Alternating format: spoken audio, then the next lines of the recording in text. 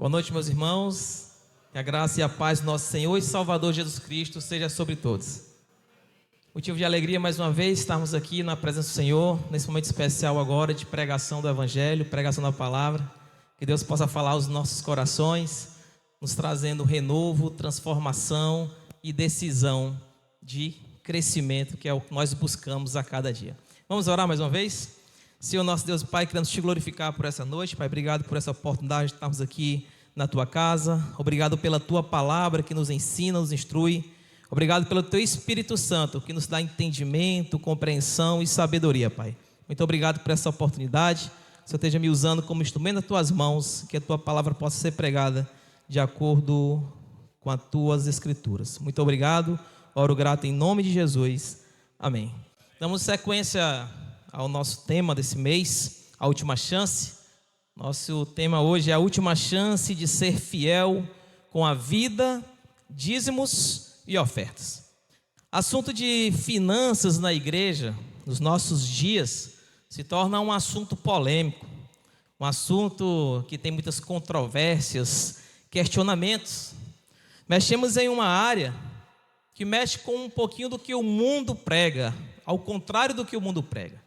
O mundo fala muito sobre o amor ao dinheiro, sobre ganância, sobre sermos amantes de nós mesmos, não nos interessarmos muito com os outros, trazendo muito sobre um aspecto sobre ambição e o apego, né, nessa área financeira. Então, quando na própria igreja se traz esse assunto, então se começa a ter esses questionamentos e controvérsias.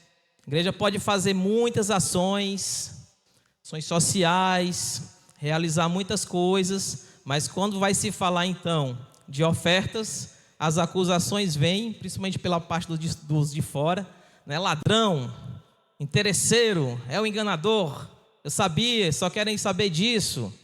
Mas, na verdade, eu gostaria que nós pudéssemos conhecer um pouquinho mais a fundo sobre a igreja, lá em Jerusalém, a primeira igreja cristã.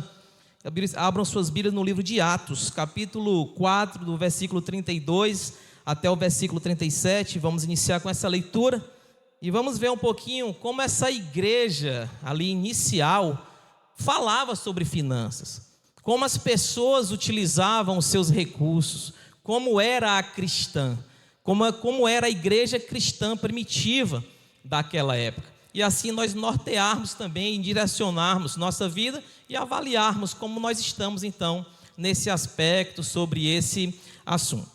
Atos capítulo 4, do versículo 32 até o versículo 37.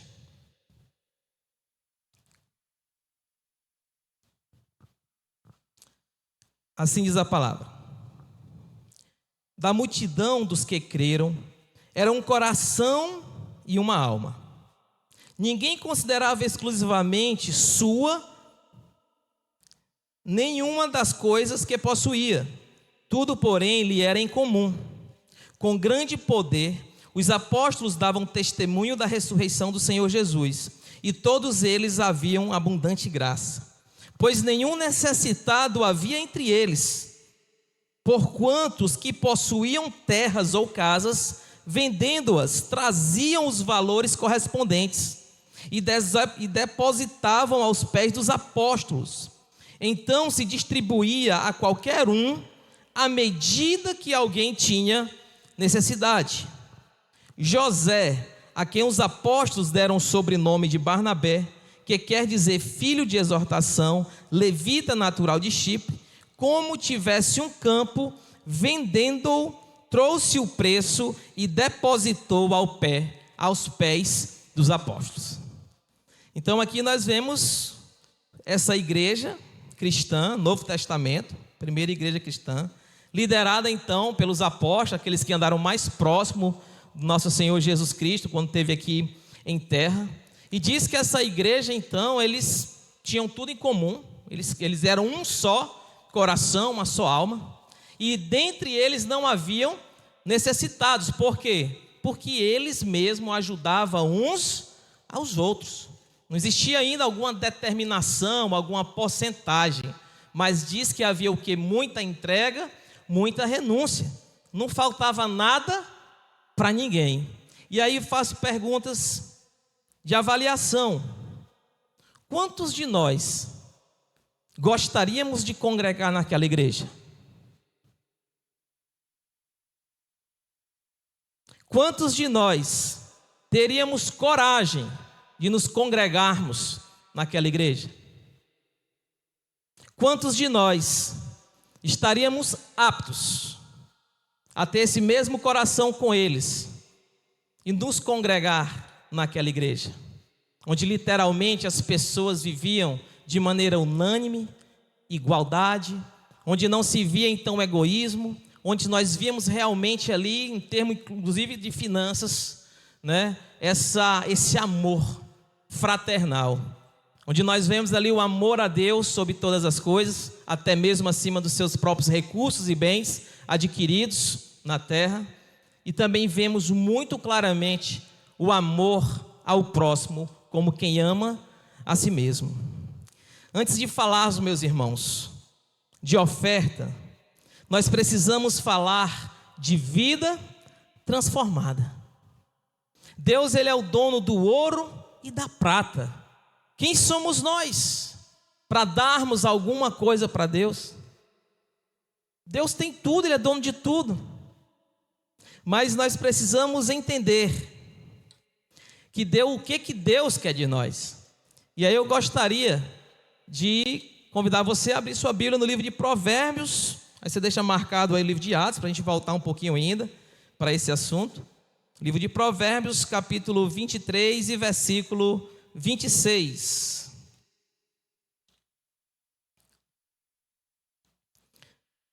Provérbios 23, capítulo 23 e versículo 26. O que é que Deus quer de nós? Quer o nosso dinheiro, nosso ouro, nossa prata, nossos bens? É assim mesmo? O que é que Ele quer de nós?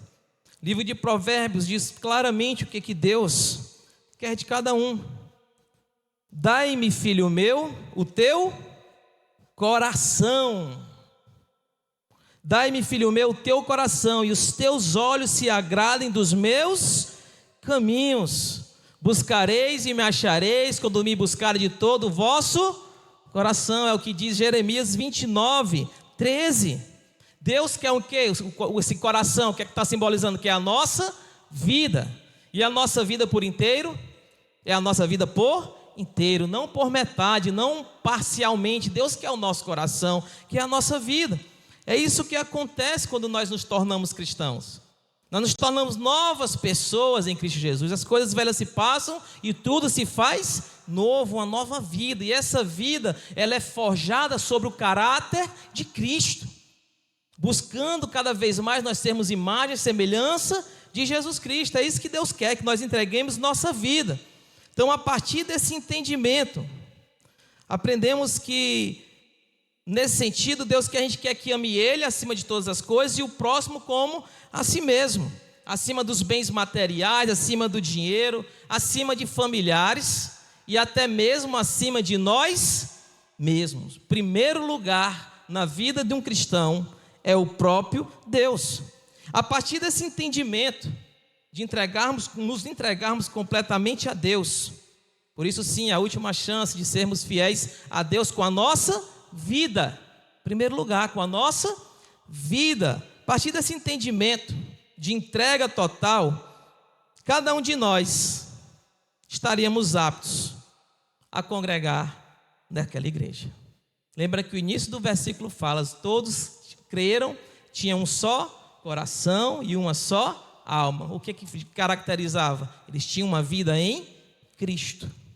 Por isso, consequentemente, eles conseguiriam viver daquela maneira generosa, bondosa, de uma maneira que aquilo não trouxesse tristeza, peso, angústia, preocupação com o futuro, porque eles confiavam na palavra de Deus. E Deus diz que Ele cuida de cada um de nós em todos os aspectos de nossas vidas. Então precisamos ter esse entendimento. O amor ao dinheiro não pode nortear os nossos corações. Olha o versículo 34 do livro de Atos, capítulo 4, que diz assim: pois nenhum necessitado, ou seja, nenhum necessitado havia entre eles. Porquanto os que possuíam terra ou casas, vendendo-as, traziam os seus valores correspondentes. Algo fantástico, maravilhoso, norteava aquele coração. Até aquele momento nós não vemos o apóstolo constrangendo ninguém, e logo adiante nós vamos ver que ele não constrangiu ninguém. As pessoas faziam isso por entendimento, por amor, de ver um irmão e falar: opa, vamos aqui trazer então a divisão, e colocavam literalmente ali os princípios bíblicos. Outra coisa que havia naquela igreja, para que eles pudessem viver com esse coração, com aquela atitude tão generosa, era o versículo 35, vai dizer: e depositavam aos pés dos apóstolos, então se distribuía a qualquer um, à medida que alguém tinha necessidade. Ele distribuía esse dinheiro para quem? Aos pés dos apóstolos. Ele entregava para os líderes da igreja. O que é que significa isso? Que eles confiavam na sua liderança. Eles não questionavam o caráter, até porque era um caráter de pessoas inquestionáveis, literalmente. E aí aprendemos então que daí nós temos a necessidade de buscarmos igrejas e congregações sérias, com líderes de caráter, e que direcionam e administram as entradas dos recursos de igreja de uma maneira santa e correta. Eu comecei falando na introdução que hoje é um assunto que se torna polêmico, controverso. Por quê? Porque também estamos vivendo o final dos tempos, onde muitas igrejas realmente se usam da fé das pessoas para se abusar, para enganar, afastam as pessoas do conhecimento da palavra para serem algo fácil e trazer então engano. Por isso que começa então a ter esses olhos de desconfiança. Uma igreja, ela deve levar e conduzir as suas ovelhas a uma vida de santidade, a uma entrega de coração a Deus, e todas essas outras coisas são consequências de uma vida cristã, porque as pessoas passam a ter entendimento. Logo na sequência dessa própria igreja, aí nós vamos conhecer um pouquinho aqui o caso bem conhecido de Ananias e Safira, que congregavam nessa igreja. E aí você só vai ler a partir do capítulo 5, versículo 1 até o versículo 11, tá certo, meus irmãos? Lembrando que Deus quer o nosso coração, homens e mulheres de caráter, homens e mulheres que buscam a Deus de todo o coração.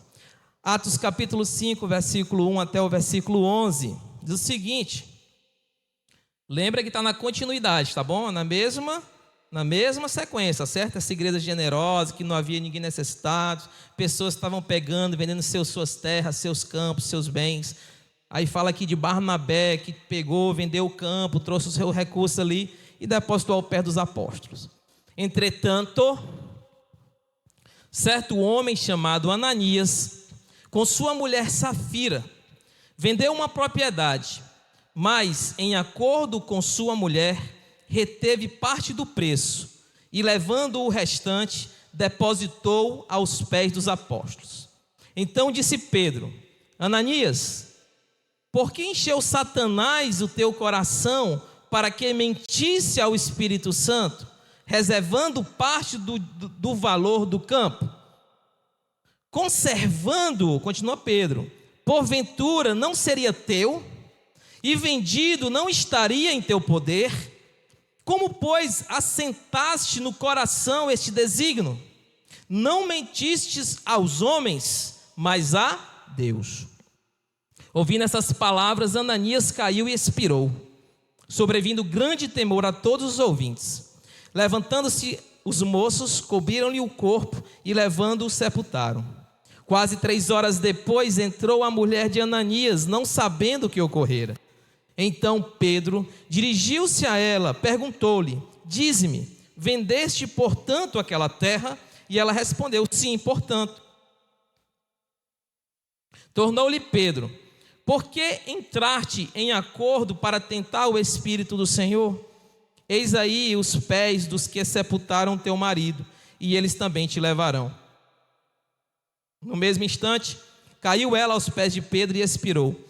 Entretanto, os moços acharam-na morta e, levando-a, sepultaram-na junto do marido. E sobreveio grande temor a toda a igreja e a todos quando ouviram as notícias desses acontecimentos.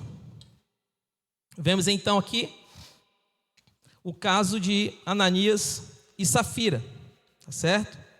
Eles congregavam nessa mesma igreja, tá certo? Mas o coração deles parece que não estavam vivendo daquela mesma maneira.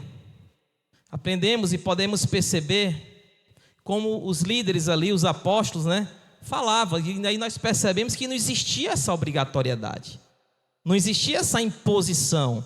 Ele falava: olha, vendendo esse terreno, o dinheiro não era seu. Por que tentou então você de pegar esse dinheiro e agora mentir? Só para aqueles que não são familiarizados com o texto, o que foi que aconteceu naquele caso? Eles pegaram um terreno, vamos dizer aí, venderam por 20 mil reais.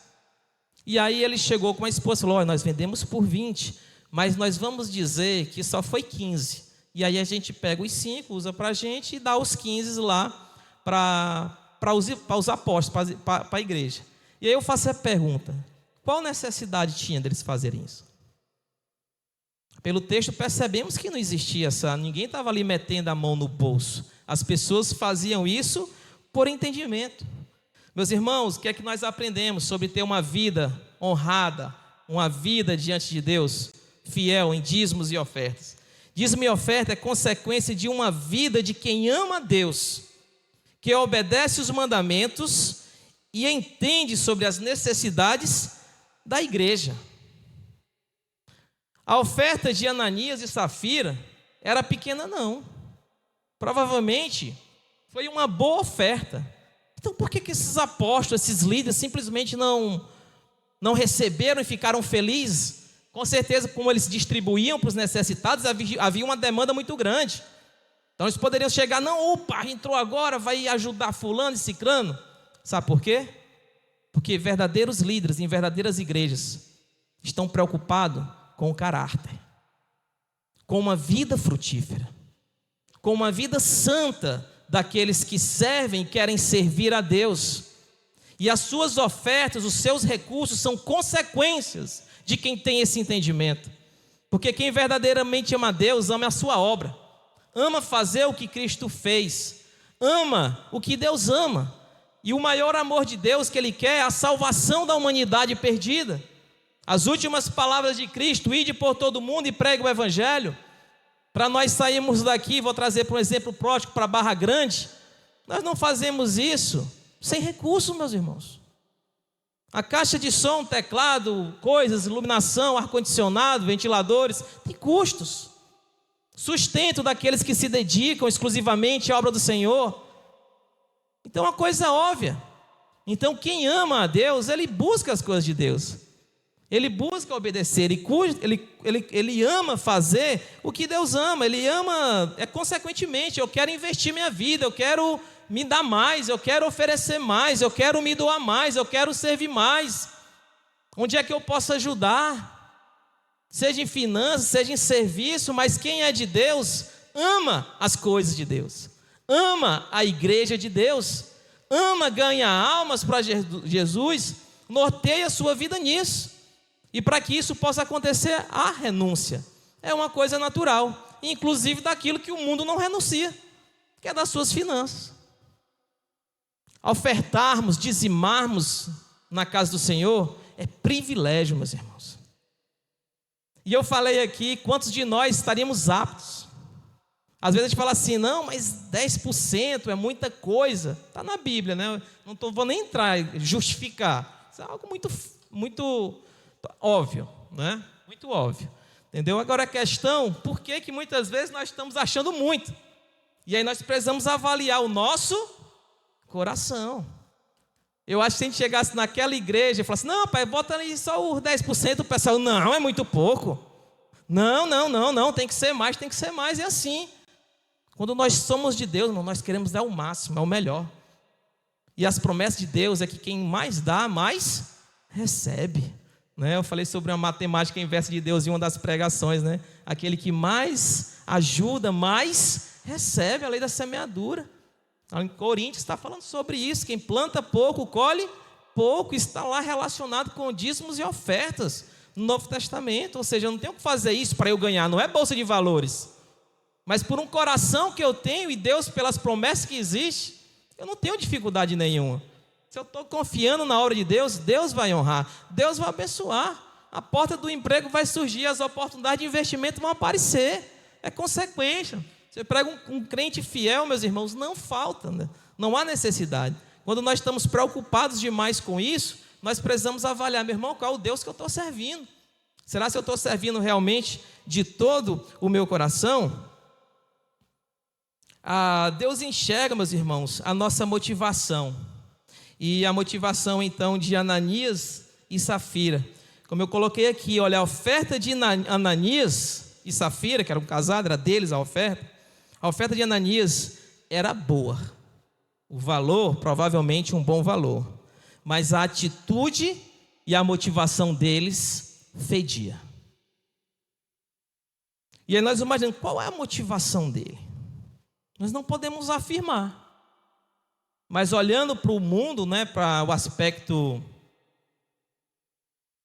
social, no versículo 26 fala que José, a quem o apóstolo deram o sobrenome de Barnabé, que quer dizer filho de exortação, levita natural de Chipre, como tivesse um campo vendendo, trouxe o preço e depositou aos pés dos apóstolos. Ali poderia estar havendo inveja. No coração dele, sua motivação poderia ser soberba, vaidade, querer ser visto por homens, que era um dos pecados mostrados na Bíblia dos fariseus, que amavam, né, dar grandes ofertas a fim de serem vistos, gostavam de orar de pé nas praças para serem vistos, gostavam de fazer grandes orações para serem vistos. Quando é para Deus, é no secreto, é no oculto, e Deus está vendo. Então simplesmente não é fazer a coisa certa, mas fazer a coisa certa pela motivação correta. Fazer uma coisa certa, mas se for pela motivação errada, muitas vezes, diante de Deus, pode ter valor para homens, mas diante de Deus, muitas vezes, não tem. Então precisamos aprender que primeiramente Deus quer a nossa vida, quer o nosso coração, quer o nosso entendimento, e consequentemente nós vamos ter atitudes generosas. Outra atitude, e aqui sim no texto fala claramente, diz com todas as letras no versículo 3, que eu falei que a atitude de Ananias fedia diante de Deus, também diante dos homens. Seguinte, então disse Pedro a Ananias: por que encheu Satanás o teu coração para que mentisse ao Espírito Santo, reservando parte do valor do campo? Meus irmãos, existe uma coisa que não pode estar no nosso coração. Impossível. E se está, arrependa e tira. É uma coisa chamada mentira, né? Mentira não pode estar no coração do cristão. Abra a Bíblia no livro de João, capítulo 8, versículo 44. João, Evangelho de João, capítulo 8, versículo 44.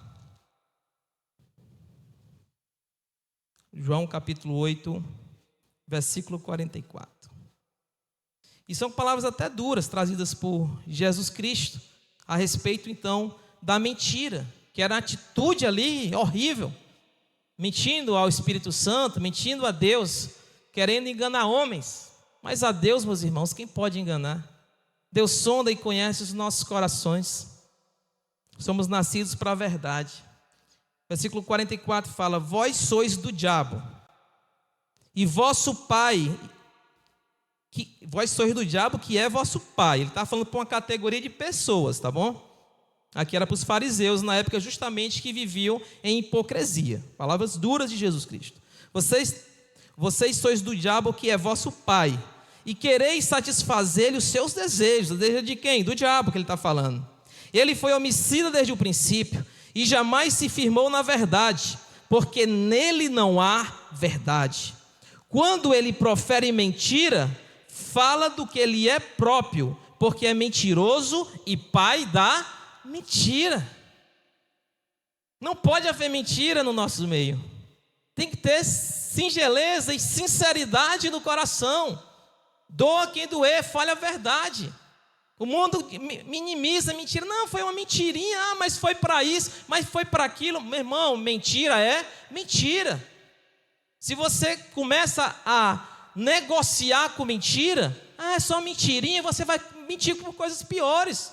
Quando a coisa apertar, aí o diabo vai fazer para você mentir mesmo, meus irmãos. É uma coisa inegociável, eu não minto. Aquele que mentia, não minta, mas agora fale a verdade. Pecou, assuma. Magoou, peça perdão, diga errei. Mas fale a verdade. Que nossas atitudes diante de Deus sejam sinceras. Sejam sinceras. E nós possamos aprender a honrar a Deus com a nossa vida do jeito que Deus quer que nós o honremos. Com o nosso caráter transformado, genuíno, pedindo perdão a Deus, misericórdia, mas vivemos a verdade, né? Vivemos a verdade. A minha mãe, quando era pequena, falava assim: quem mente, rouba, né? É uma consequência. Ela falava assim, ensinava isso pra gente, né? Mas na verdade, meus irmãos, quem mente rouba, quem mente adultera, quem mente faz muitas coisas erradas. Sempre há verdade. E se você colocar isso no seu coração e falar assim: rapaz, no dia que eu errar eu vou ter que assumir, você vai ter mais chance de não errar, porque você não vai depois querer estar confessando um erro, né? Então, pode ter verdade, meu irmão. Sejamos verdadeiros e não caiamos na cilada do diabo, assim como Ananias e Safiras caíram. Mentiram ao Espírito Santo. Tiveram até uma boa ação de trazer uma oferta, mas diante de Deus não foi recebida.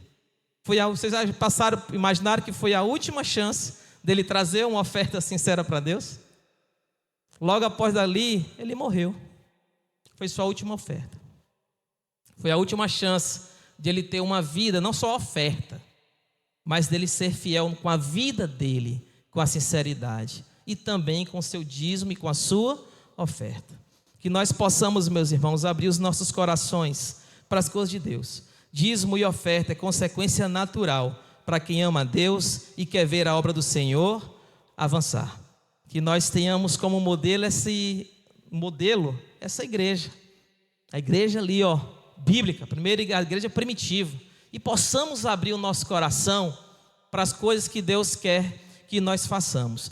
Com entendimento, com alegria, pela motivação correta, com confiança e na certeza que nós teremos uma vida agradável a Deus em todos os aspectos de nossa vida. Que Deus possa estar abençoando a amada igreja e que nós possamos nos tornar então pessoas de vida íntegra, desprendida de recursos financeiros, amáveis e amorosos por onde nós passarmos, sempre focando as coisas de Deus, as coisas celestiais e fazendo a vontade do nosso Pai.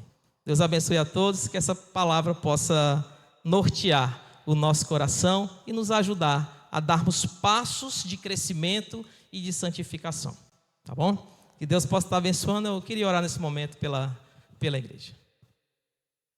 Senhor nosso Deus e Pai, nós queremos Te glorificar, Senhor. Queremos Te agradecer por, Senhor, trazer sempre a Tua palavra. E aqui o Senhor nos chamando a Te amar acima de todas as coisas. O Senhor nos amamos a termos um caráter ilibado diante de Ti. O Senhor nos chamamos a vivermos uma vida de verdade.